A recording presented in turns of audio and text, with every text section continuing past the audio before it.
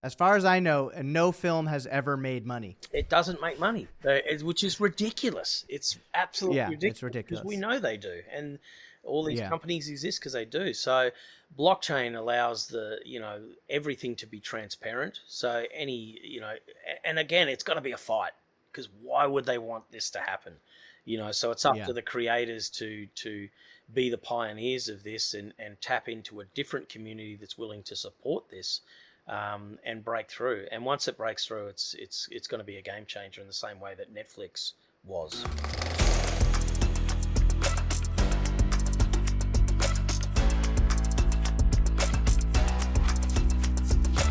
Welcome back to Cool Hand Crypto, where cinema, culture, and crypto collide. My name is Matt Silverman, and please remember to subscribe on YouTube and your favorite podcast app.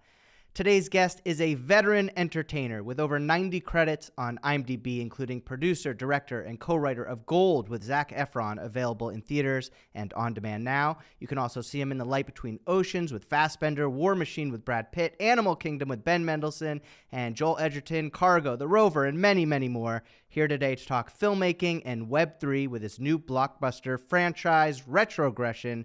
Anthony Hayes, welcome to the show. Thanks for having me. I appreciate it. That was a good intro. Thanks.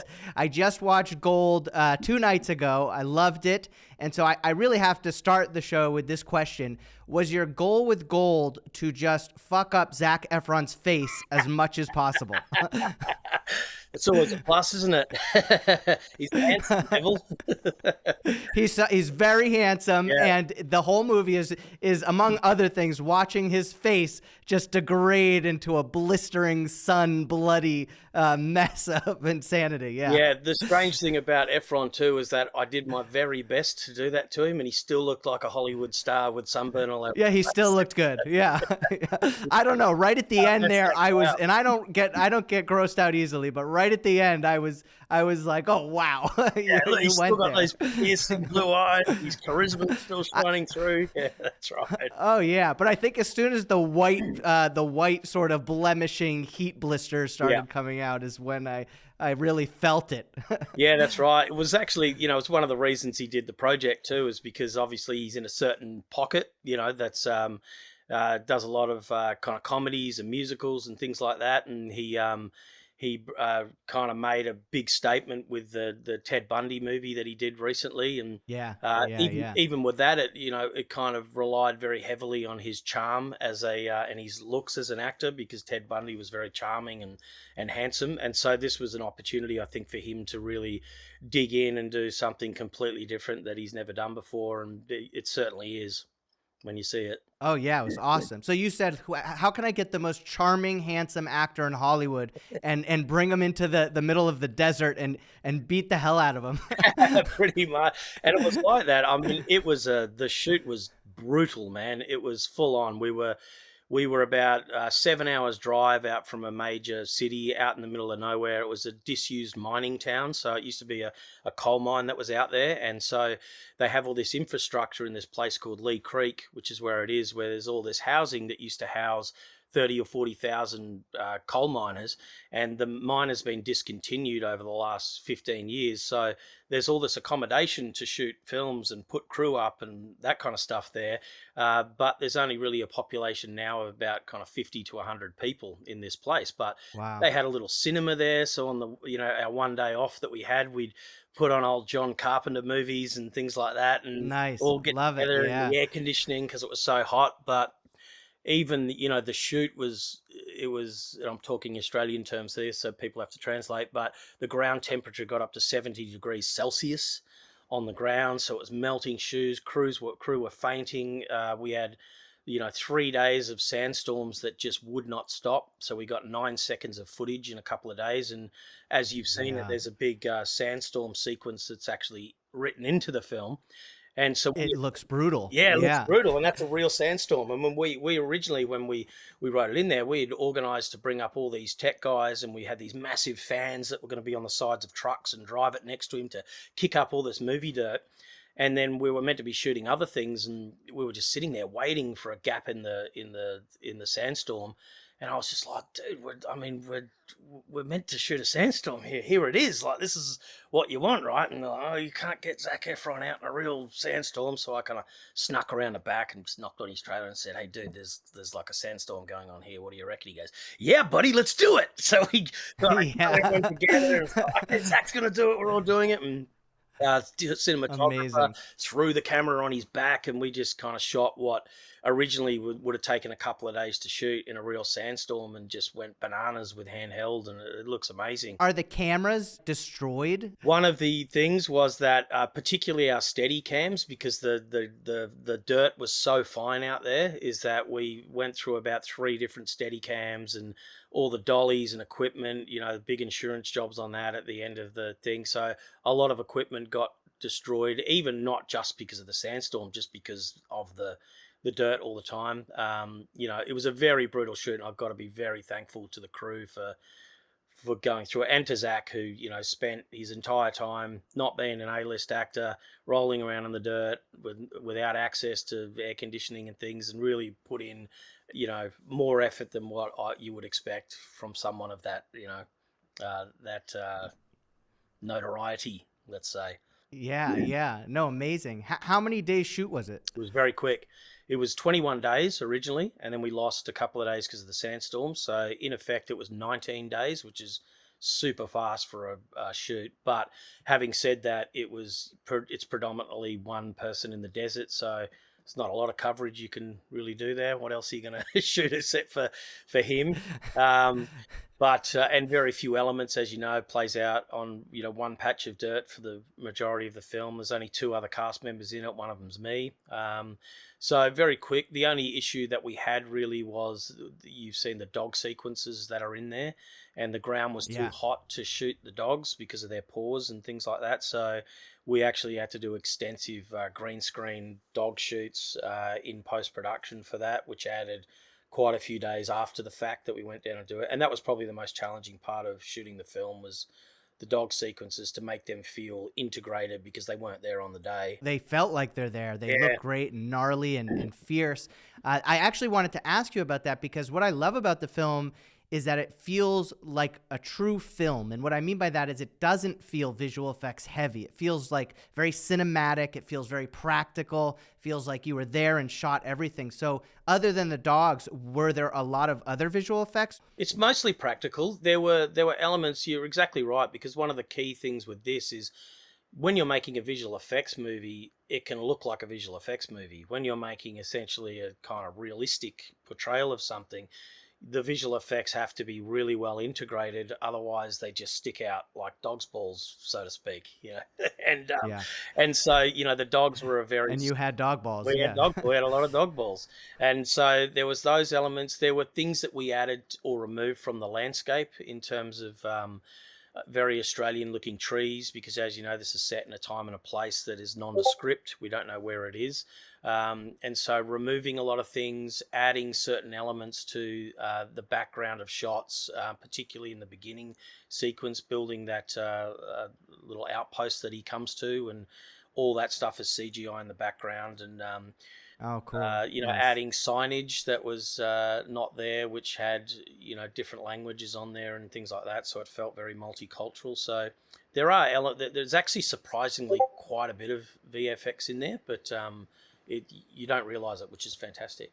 Yeah, it almost reminds me of when I watch behind the scenes on Fincher, various David Fincher movies, and they're detective films, and they're in an office or they're on the street, and there's a ton of visual effects that you just don't realize are there. I think we could do a whole episode here just about your acting career, and so I want to touch on it, and then I want to jump into Web3 world. Sure. And hear about sort of your journey into it and why you're doing it.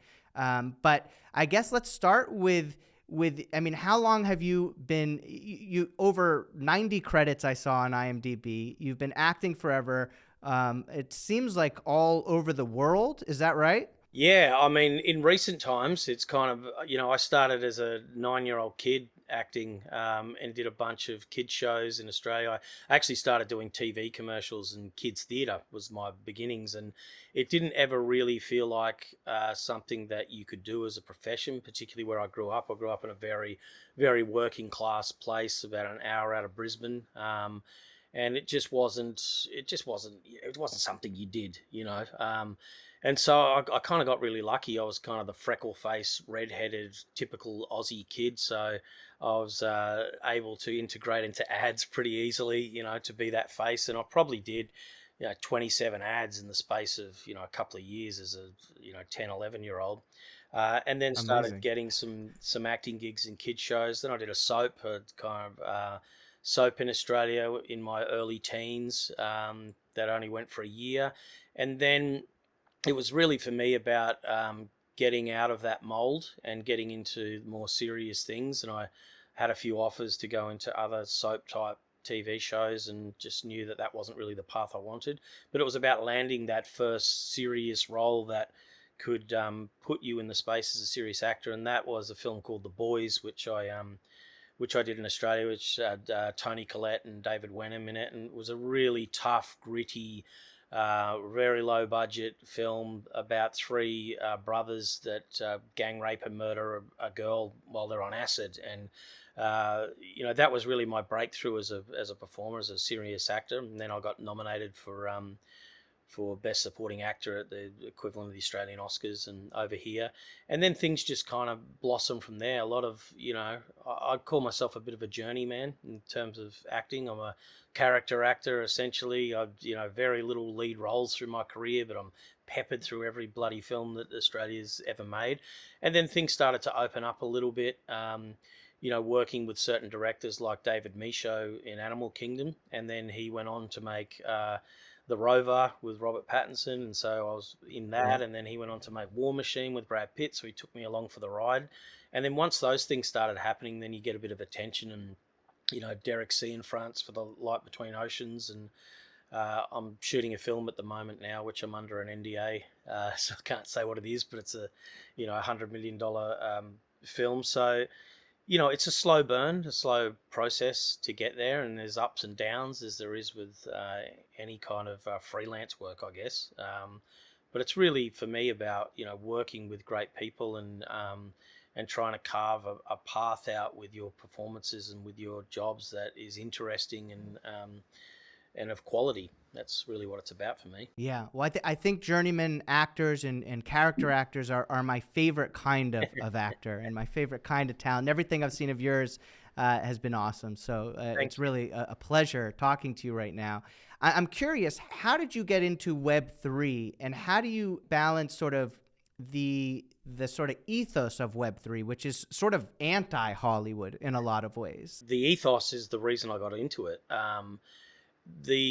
The best way to explain it is that the creators of content are never rewarded for the creation of their content. There's always a slew of middlemen that are in any creative process, financiers and sales agents and things like that, which are I wouldn't call them an evil, but a necessary evil in the process. But there is a way, I think, now with blockchain to streamline direct from creator to audience, and blockchain has given that opportunity.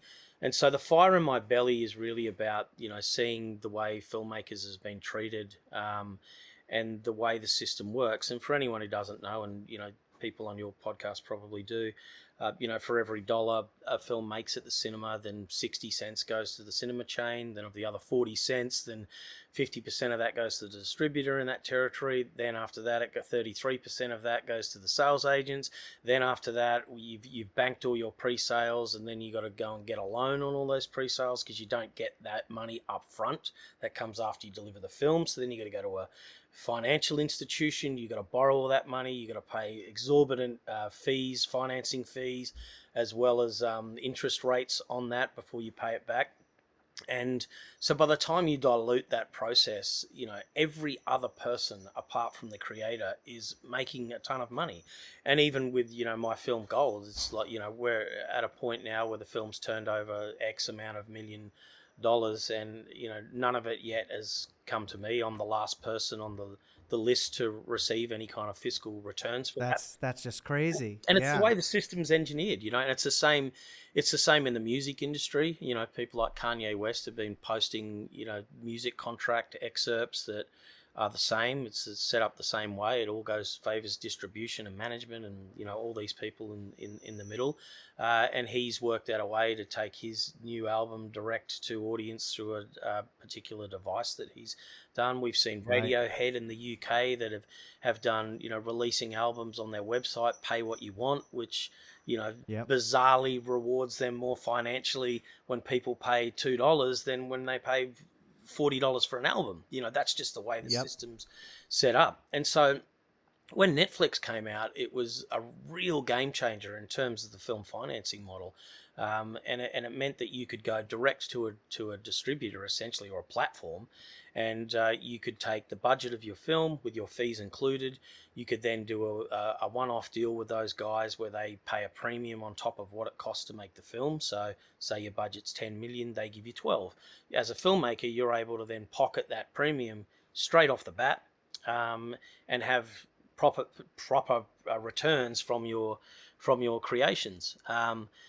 But even Netflix, the issue with that is that it is a one-stop shop, and it's selling your property in perpetuity to one place. So there is no more revenue stream that is ever generated from that creation. They own it forever. Yep. And the lifespan of a filmmaking money can be 25 to 30 years. It's just that never filters down to the creators. So you're left with a choice as a filmmaker. You go, do I take a risk on this horrible waterfall that exists in the recoupment process of filmmaking, and hope that my film does 7 times its budget to start seeing a cent out of it, or do I just sell it up front forever? And so a lot of people flock to Netflix for that very reason. Big people, Scorsese, all those guys, where they just go, I want to get paid. I want to get paid. I want to go there. The reason blockchain came into the equation for me was just looking at NFTs, and the way NFTs were a piece of art that had a royalty built into the blockchain that went directly back to the artist or the creator of that NFT in perpetuity. No matter how many times that property changed hands on the blockchain, there was a revenue stream that was coming direct. And so there had to be another model out there that was incorporating blockchain. And like you said, this is anti-Hollywood, because the studios don't want this to happen, because it makes them redundant. The sales agents don't want it to happen. They become redundant. Nobody wants this to happen apart from the creators. And so filmmakers have been trying to find ways to streamline that direct-to-audience path. But in terms of blockchain, it's always been a bit of an afterthought at the moment. No one's fully integrated it. So, projects may launch a series of NFTs after they make a film, which actually have no utility. There's no community that exists that has been built along with this thing. So, I invented Retrogression as an entertainment ecosystem, essentially, that built from the ground up a community, a crypto community that would support this project. And then every utility that we roll out within that ecosystem then pays back that community as well, and moves the chart and rewards people for supporting the film. And so what we see with this ecosystem is we raise the money for the film, for my next film project, which is a sci-fi trilogy, and the buy and sell taxes go into a wallet to finance the film. And that just means that you're higher up in the waterfall as a creator. You're able to raise the finance yourself without relying on financial institutions and what have you. Being able to directly sell to particular markets or put it on a place yourself, and it's already more in profit. And then you're able to take that profit and then use that to buy back the chart of the token itself, and then redistribute that profit to the community. So it's another way. It's essentially a crowdfunding mechanism with a reward scheme for the people who enter it. So it's revolutionary, and it is the way it's going to head. And I can see film going even further than that, where there's a lot of dodgy accounting practices that go on with with films. that you're As on. far as I know, no film has ever made money. It doesn't make money, which is ridiculous. It's absolutely Yeah, it's ridiculous because we ridiculous. know they do, and all these Yeah. companies exist because they do. So, blockchain allows everything to be transparent. So and again, it's got to be a fight, because why would they want this to happen? So it's up Yeah. to the creators to be the pioneers of this, and tap into a different community that's willing to support this, and break through. And once it breaks through, it's going to be a game changer in the same way that Netflix was. 100%. I think, when I started this show, it was the sense I was getting was the same feeling I got when I was in LA in 2007 and YouTube was just starting. Yeah. And I was like, and people were kind of dabbling with it and, oh, this is going to be big. And we weren't really sure how it was going to be monetized and how it was going to work and what was going to happen. But with this, I get almost a sense of 90s filmmaking, this idea of this independent spirit that has kind of disappeared in Hollywood, at least.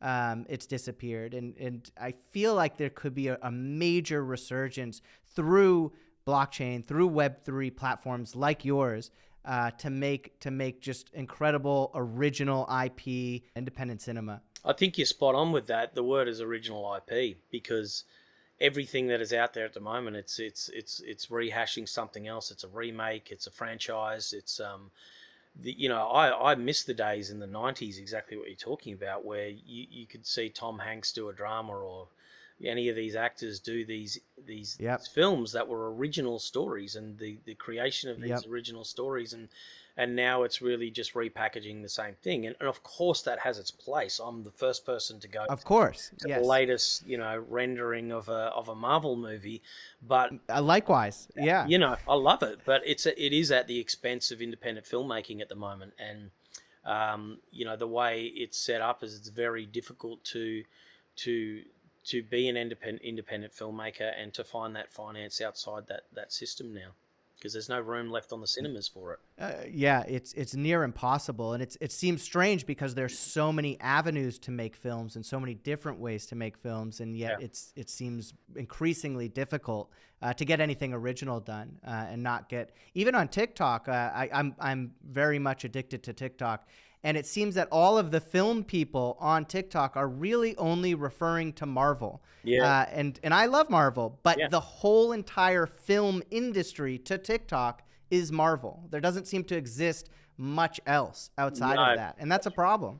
It is a problem, and cutting through that is a major problem. If you do, even gold is, it takes someone of the status of Zac Efron to cut through in the independent world, and there isn't a lot of independent filmmakers out there that will have access to those sort of actors, and so that makes it incredibly difficult. It means that you do need an A-list actor that's willing to reduce their usual studio fees to come on board, a more inexperienced director than what they're used to do away with all their creature comforts that they're used to on everything, and want to get down and dirty in the desert and do things the indie way. And that's rare, and I'm a very lucky filmmaker to have had that experience.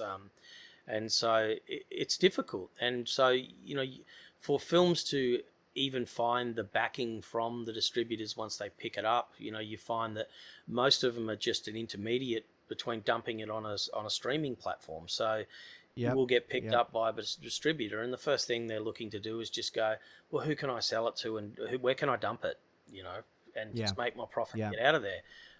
So gold was unique in this landscape in that it did sell to every different territory and has a life in every different territory, but still the same waterfall exists in that process. But it was an achievement in a sense, just in terms of it not being just dumped straight to a streamer, which is great.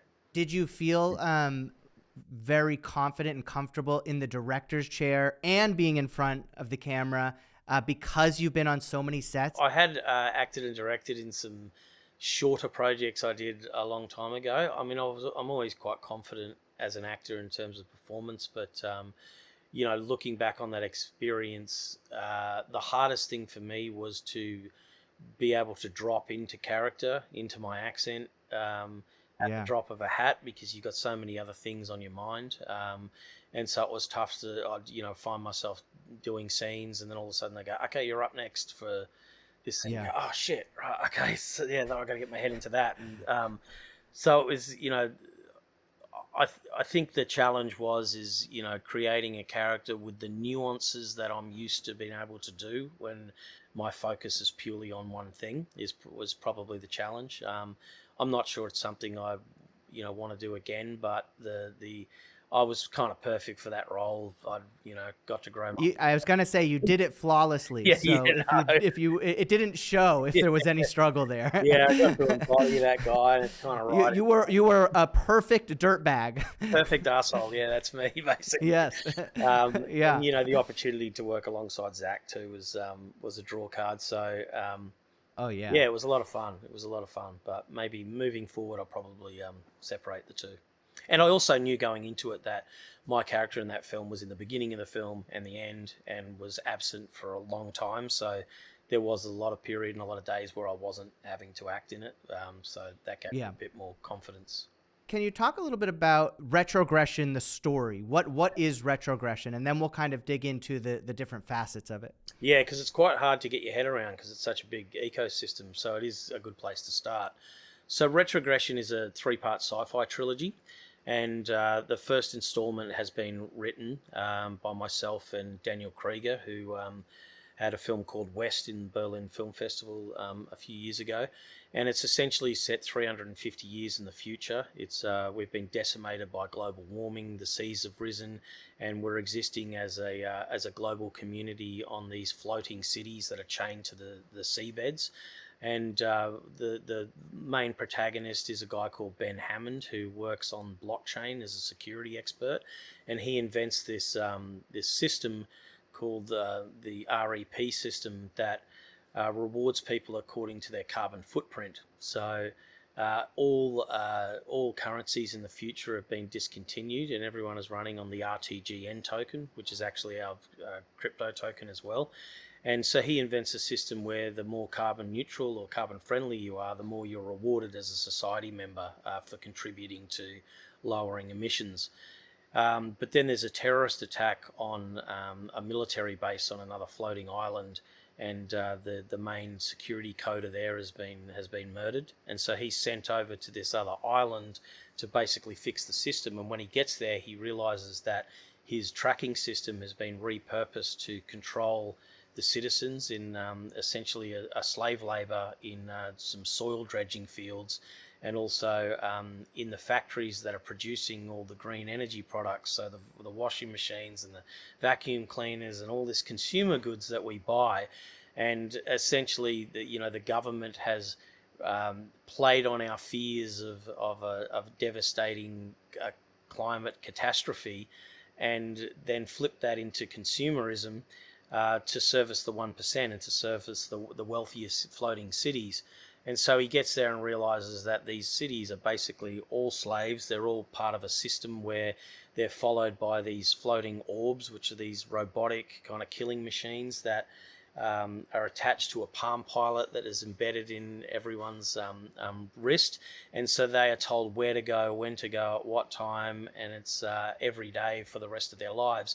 And they're working in these factories. And when he realizes that's the case, and he finds out deeper that they're not in fact terrorists that blew it up, that they're freedom fighters, he then has to escape the military compound into the slums and find his way to the leader of the resistance to then take down the system that he helped create and liberate mankind. And so that's the first installment of the sci-fi. I love it. trilogy, I love it. And it's a really cool one. Obviously sci-fi, is always heavily theme related about where we are in terms of humanity and where we're heading and the warning signs. And so it's kind of an extension on Gold and a more, a bigger production in terms of that. So that's the first installment. So where in the development process is the first installment? Yeah. So part of that is, so we've written the first screenplay and that exists. And so the reason we invented this ecosystem, talking about this finance system, is that we launched a token called the RTGN token. and the buy-sell taxes when people buy or sell that token goes into an ERC20 compatible wallet, which then finances the film. And so, as filmmakers, we then are bringing the finance to the table through the crypto community. The crypto community essentially own a piece of that film. We're able to then cut out a lot of the middlemen in the process and streamline the financing process, put ourselves higher up into the waterfall by bringing the finance and not having to rely on institutions to finance those things. And so when the profit of the film comes in, it comes in via us. We use that to buy back the token, which creates growth on the chart, and then distribute that profit to the holders of the tokens so that everyone benefits from the proceeds of the film. And so to talk a little bit about the ecosystem, because you know about it because you've kind of read up on it a bit.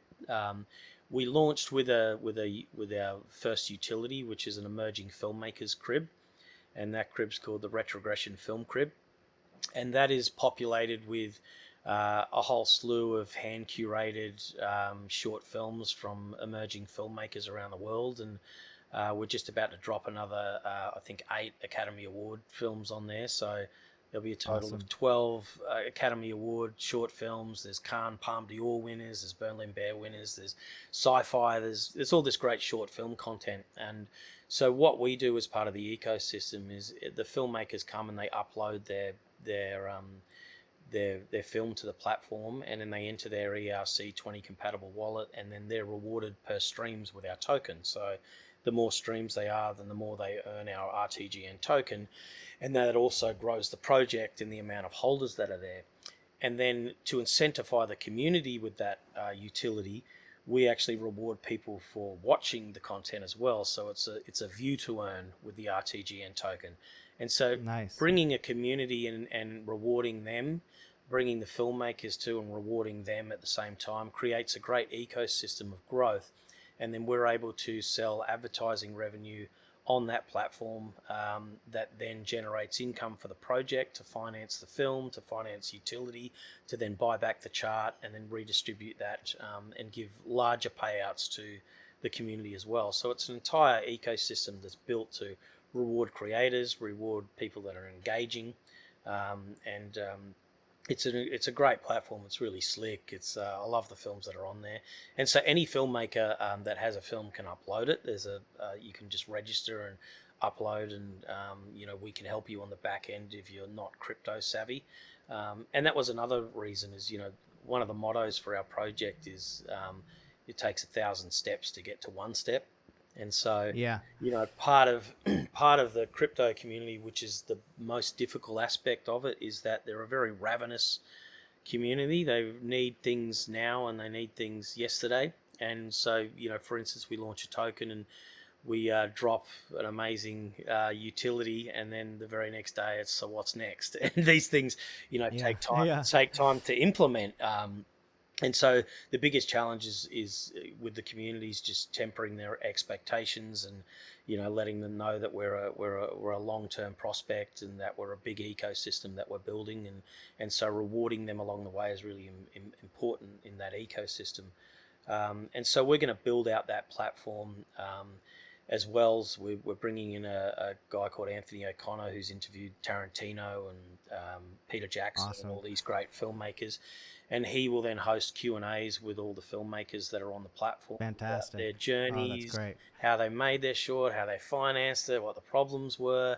Beautiful, And so it becomes a great resource for emerging filmmakers as well. And it's important that it's not just great for people to watch it, but it becomes a tool. And so eventually it'll be a platform. We'll be starting those Q&As very shortly, and it'll probably kick off with me talking about gold and things like that in the ecosystem. And I'll bring on actors on there that can talk about, or people like Tom Savini, who you probably know, like the Godfather, of course, to talk about the days of the horror golden era and prosthetic makeup, and really just bring a whole cult film community to this platform so that these filmmakers get more views and they start to be able to finance their next shorts, or we build relationships with these filmmakers so that, in years to come, we open our ecosystem up to be a DAO studio after we've made our films, and we can bring those feature projects from those people that are on the crib that we've supported, and then get the community to get behind those and finance those films for those filmmakers and build it out into an indie platform that then rewards filmmakers. Yeah. So there's a lot of long-term goals in terms of the project, and it's 1,000 steps to get there, but the first step is getting a good community that engages with that utility. Can you talk about how you're building that community, Yeah. the various tools you're using and the tactics you're using to get people not just to show up, but to stay? I think I found you. I somehow stumbled into your Telegram group, and it was buzzing. It was buzzing, which is exactly what you want to see in a community like this. Yeah. And I think I shot out something like, I don't even know if the director is here, but if he is, that's right. please, let's talk. and very quickly you were responding, and I was like, this is a very cool community, a very active community, and you can tell that the people in charge care. Yeah. Before I even knew what it was about. So how are you building that? What are the tools, and how are you building and maintaining that? Yeah, it's a really difficult process, actually. It's one of the things is that eventually I need to step back from that community to really focus on things, because as part of the eco, and we'll talk about this later, is a play to earn game, NFT game with a gaming partnership. We'll talk about that in a minute. But it was really important for me to be present in the community, and to the first strategy was for me to do an AMA tour among all the Telegram channels. And so Telegram's a very good resource for crypto projects to use influencers that were in that channel to create the buzz, to raise our pre-sale. We did it on the Unicrypt platform and did an official partnership with them, where we had to order our contract and KYC and all those kind of things, and make sure that everything was hunky-dory and safe, to give the community confidence going forward, because there's a lot of rugs in crypto. A lot of people build things up and disappear. So my face is all over the place, and I'm not going anywhere. I'm making this film. So so the first thing was a lot of AMAs, just to get the word out there, and that was very helpful in hitting our 200 ETH hard cap on launch, and a good launch. And then it's a funny thing, because in that space there are actually a lot of botted channels, and a lot of difficulty in finding real influencers with real influence, as it were. And so you can spend an awful lot of your capital on calls in these channels, and letting people know that don't necessarily have the impact that you need on the chart or on the community growing. And so it really is a process of elimination. We spent a lot on launch, and then we worked out with our data about who actually works and who doesn't. And some of these channels that have 1 million viewers, people will come into our channel and go, you got to get this guy to do something, but they're completely they're botted. They're a million. You can buy subscribers, and so you have to look at the interaction of these pages, and whether the comments are real or whether they're not real, and all those kind of things. So it's a slow process. It's an organic grassroots process. And so we brought in a grassroots media manager onto the team from another token, and he's helping us navigate through that. And so it's just really about being present. We've got our Telegram channels, we've got our Twitter channels, we've got our Crib channel, we've got Instagram, we've got Facebook, we've got Discord. And so you have all these communities in there that you just slowly build over time by being present in the space. We've just launched our NFT treasure hunt a couple of days ago, which is this wild crypto trip all the way through the internet that's film related, where you win free NFTs if you solve these puzzles, and it's all narrative driven. So you go through and you actually learn about the story of the film and the characters, and the NFTs are based on these characters. So it's really about bringing things to the table that are part of an entertainment that engage people, because there's so many meme tokens out there, and so many tokens that don't have real utility. And what's important is just making this thing engaging. And so if you're going to bring film and crypto together, you want to be story driven, you want to be narrative driven, you want to put that through all of your things. So that we've just seen, even in the last couple of days with our rollout of our crypto puzzle, people are active in all our channels, just going, I can't solve it, and the community starts coming together and we're dropping clues everywhere. And so that's really what it's about with a crypto platform, is just making sure that there's always something for the community to engage with. And then outside of the crypto community, it's about, and there's other things too, like, we put out press releases on NASDAQ and Yahoo Finance and, Bloomberg and all those kind of things, which are the, bringing in a different type of investor, announcements of gaming partnerships, and then using their communities as well to bring communities together. That's really amazing. In the crypto space. It's a lot of work. It's a hell of a lot of work to keep an active community going. And they're all the strategies that you use. And then on the film side, we've engaged a Hollywood publicist that I've worked with before to put out press releases about the crib specifically. That's less to do with the ecosystem and more just targeting filmmakers to bring them to the platform to upload. Where do those press releases go? Where are they published? Yeah, well, they get published all around the net. They're published on, bloggers. They've got an extensive list of film bloggers and things like that, and it's all organic. And eventually to get those things on the Hollywood Reporter and things like that. Once we've got some more engagement level, I think we're about to hit in 2 weeks 100,000 views on the platform, which is just organic growth, which is fantastic. And then we've just started other strategies too, which is, targeted marketing on YouTube and, to draw people to the platform. And then you got to work on those metrics as well to work out what works and refine those over time. And so there's a lot of different strategies that you do to build it up, and you've got to work out the most cost-effective way to do that at the same time. It's multi-pronged. Yeah, for sure. Yeah. We're building a project ourselves, and we're discussing marketing right now. And we have a little budget, but not a big budget. These are the things we're thinking about. We're thinking about, do we spend on YouTube ads? Do we spend on Twitter ads or this ads? And we've actually made a policy that we're not gonna pay creators, because we're really interested in building a community. So we want that grassroots, organic, be people who believe in it. And then we're going to donate to a film fund for in the people's name who becomes a part of it. So we're really trying to build that community part of it, as opposed to, but it's as you're saying, it's so multi-pronged. It's so difficult to follow the analytics and follow what's working and what's not. And and I have 2 small children, so it's really a nightmare. Yeah, so do I. And in crypto, I've got the time zones as well. Most of my AMAs are at 6 a.m. hidden in the laundry away from my children. Before they wake up. Exactly. It's crazy. So it's all I can say is that it's constant refinement and testing, to work out where the people come from, and like you say, you could blow $100,000 in 2 days on the wrong easily. So you really have to be cognizant of that, and you need to also block out the noise in the channel. Like I said before, is that it's a very ravenous community, the crypto community. Things are launching every minute of every day, and people are used to this very unnatural, times 10 in 5 minutes, and then it dumps and people rug and it's out of there. And so people get addicted to the dopamine hit of that as well.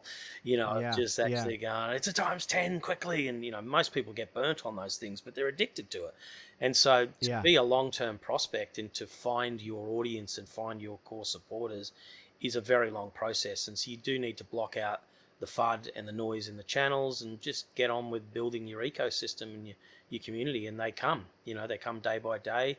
2 more people, 5 more people, 10 more people, but it's really about having, expanding your core team as well, and bringing in other people and engaging with other communities. Like, for instance, you start your project and we start integrating in a meaningful way that brings our communities together because they're like-minded communities. Absolutely. That's how to best build strong communities in crypto, but it takes time. So play to earn gaming. Yeah. So tell me about that. So, the idea with the to step back a bit, the idea with the script was to properly integrate crypto into the screenplay. It's always a bit of an afterthought when film and crypto try and tie, and so we have these things that are built into the film, Easter eggs, as it were, for people of our age that used to watch DVDs. That's a term we us oldies know. There's a lot of Easter eggs that's. If you don't know what a DVD is and you're listening to this, you need to go research what a DVD is, and then probably come back. are crypto savvy, so yeah, you're the right demographic for the crypto element. But so the screenplay is designed to have a lot of things in it that can be rolled out and capitalized on in the crypto space. So, for instance, like I told the story of the film, the whole world is based on the RTGN token. He works on the blockchain. There's all these references to it, but real integration is what you want. So, for instance, one of the characters is obsessed with virtual horse racing in the screen, and so within our main game, in our gaming ecosystem, there'll be a mini game, which is a virtual horse racing game. In the future, there's the National Basketball League or the World Basketball League are all virtual athletes in the future. So that appears in a television, and then that becomes a mini game where you can go and play as those characters that are in the movie, and you can collect the NFT collector cards of all those players and earn RTGN token from that as a mini game. So there's all this integration that's in the. You could watch the film outside of crypto, and it would completely just be a movie in its own right. But if you're into crypto, then it's there's a lot of stuff in there that we roll out. And so we've been working for the last 5 months with a partner, and we're not allowed to do the announcement just yet. We're still on the legal aspect of it, but it's pretty soon, and we're working with them anyway, regardless of that, on all the original assets for the game, and it'll be built on Unreal Engine, which is absolutely amazing. Yep. It looks incredible. So at the moment, we're at the stages we're developing those initial assets that will become part of that play to earn game experience, and it'll be NFT based, so that it's based on the story of the film. It's an experiential game that takes you through the worlds of the film. As I said, there's the uber kind of green futuristic cities, then there's the slums, and there's a military base, and so we have all these great 3D, 3D Unreal Engine rendered worlds that Ben Hammond takes you through, and then you will collect NFTs along the way that the rare ones can unlock another level of the game and another experience. So if you're lucky enough to be playing in and generate one of those NFTs, then you will get access to that level. But then you're able to play that level and then sell that NFT on the secondary market to someone else, make some profit from it, and then someone else can play that level of the game. So it's important with NFTs to, not only are they art-based, but they have to have a function and a utility as well. And so all the NFTs that we're developing, all the assets that we develop for the game, are assets that will be in the game. They're also NFTs, so you can own a part of the game. And part of that partnership is a metaverse that they've launched. And so we're as a official friend of the metaverse, we will have our own world on that metaverse, and be part there with some really huge corporate companies as well that are part of that. And so you will play our game on their metaverse. These guys develop the game for us.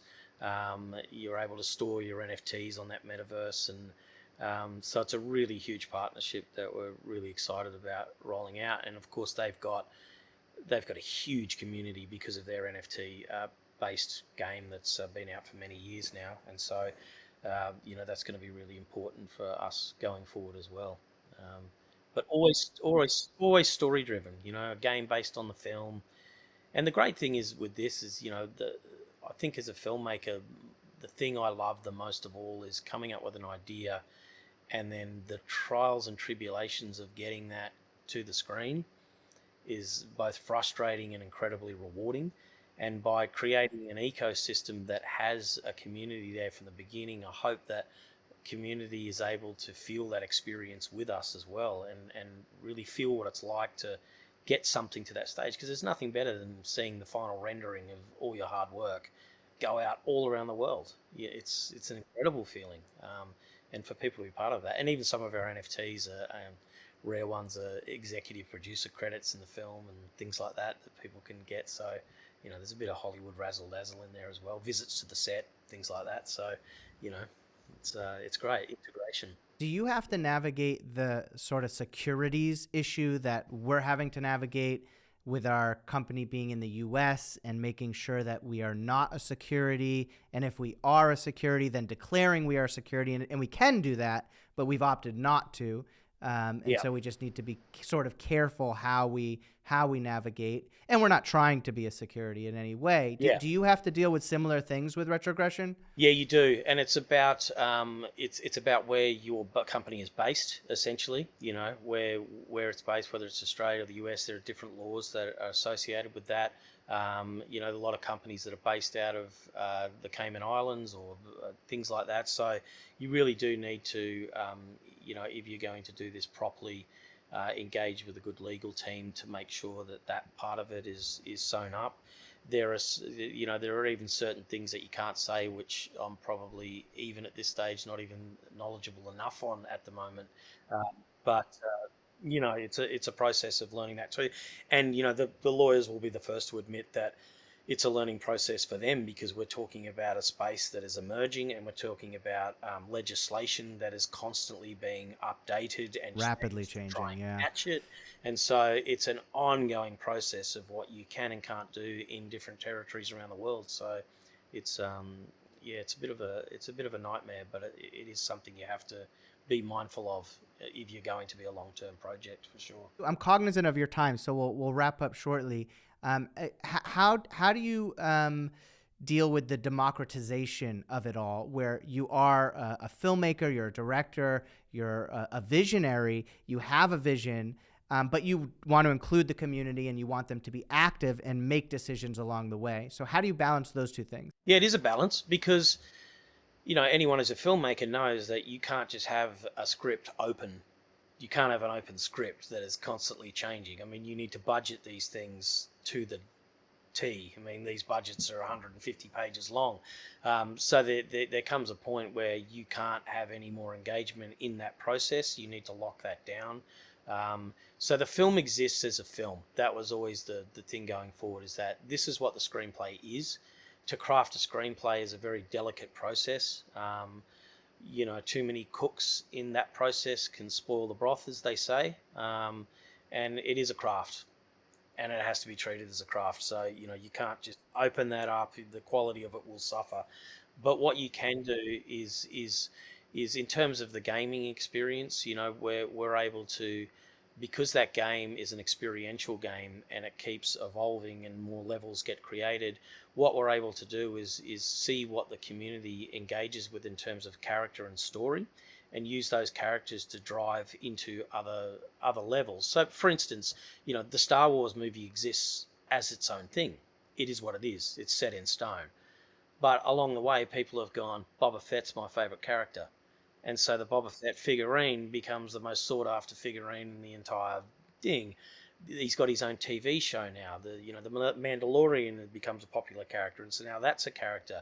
Then Grogu has become one of the most famous characters out of that thing. It's like it's this organic beast that you have the fundamental core of it, which is what the film is, and then it's really driven by community in Star Wars too. It's really driven by engagement and popularity and listening to what people want and into what they're consuming. And so part of that game experience is we start with Ben Hammond. He goes through, he meets certain characters, and we're able to engage on the back end of all our systems about what are the most popular things. When we release our NFTs, as they're all based on different characters, we'll know which characters are the most popular then, and then able to build levels of the game that then deviate into that character and their world, and then subplots within that, and other characters they meet. So the game is a very different beast to the film. It starts off as the film, as the narrative and the protagonist, but it has room to really engage the community. So we always saw those as two separate things. One was heavily community driven, and one was what it is. It's the film. And then the film crib also has community engagement, where we on the back end we know which films are popular. We as we grow we know which AMAs are popular, which live streams are popular, which functions on the website are the most used, and so you then engage the community with with that. So there is community engagement, but as you say, you also as a long-term project need to be 4 or 5 months ahead in development. So that's the tricky thing, is you can't just go, what do the community want, and then expect to deliver that next week. Not when you're a real utility. So yeah, it's a difficult process. I think what you have to do as a project is go, these are our core things that we're building off. This one cannot be changed. This one is organic. It still takes time. This one is organic. It still takes time, and then work out the best way forward as you grow with the community. I still think you'll end up doing TV shows of the most popular game characters. Well, that's right. It really is endless, isn't it? I mean, we're an entertainment ecosystem, and that's, you've got to start somewhere. It goes back to the ethos, to the mantra that I said before, is 1,000 steps to another step, and that's really about that. Is just going where this can lead is endless, and that's why you need to keep bringing in the great core members. When you make a film and you're in, everyone's seen the credits of a movie, there's 400 people there. Your job as a producer or a filmmaker is to bring all these people together who are the best at what they do. You don't necessarily know how to shoot a movie. I don't know how to run an ARRI. That's not what I do, but I bring the cinematographer who does know, and you go through the process with them, and you surround yourself with people that know more than you, so that you can grow as a filmmaker. And it's no different in the crypto space. It's about seeing where the project is heading, and then going, so who do we need to engage now to bring into the team to make that happen? Who are the experts in that field? And so you find even you start off with a core team of 2 or 3. And we're already, at 50 people. So it's amazing. It'll keep building. Well, I love what you're building. I'm a fan of yours. I'm a fan of the project, and I want to help in any way I can. And where can people find you, and where can people find Retrogression, and how can they support and get involved? Yeah, sure. So you can find me on Twitter. I've got a verified Twitter account at the Anthony Hayes, so you can hit me up there. Our website is retrogression.io. And that will take you through the whole ecosystem, but then it can also link you to the film crib if you're just interested in that part of it. We're on Telegram as RTG and Universe. Be very careful, because there's a lot of scams out there with different channels, so that's the official one. The team's always around. We have mods and admins as well that can help you, but Discord, Facebook, all of the social medias were there. And you can buy the token on Uniswap at the moment if you want to invest in the project. You can go there onto Uniswap and buy the token now. There's also staking that we all have set up, which I didn't mention. So you can buy the token, you can put it in one of our staking pools on the Unicrypt platform, and you can earn passive income in the form of RTGN tokens there while you wait for us to roll out utilities and build it. So, I would say if you're into the ethos, if you're a filmmaker, and you want to get your work out there, I'd say head to the crib, get your films up there, get your work seen, get the views, start earning some income for your next projects. If you're into crypto and supporting that community, then do that. It's really open to what you're into, and aimed at both things. So thank you so much for coming on the show today. Thank you very much for having me. Appreciate it.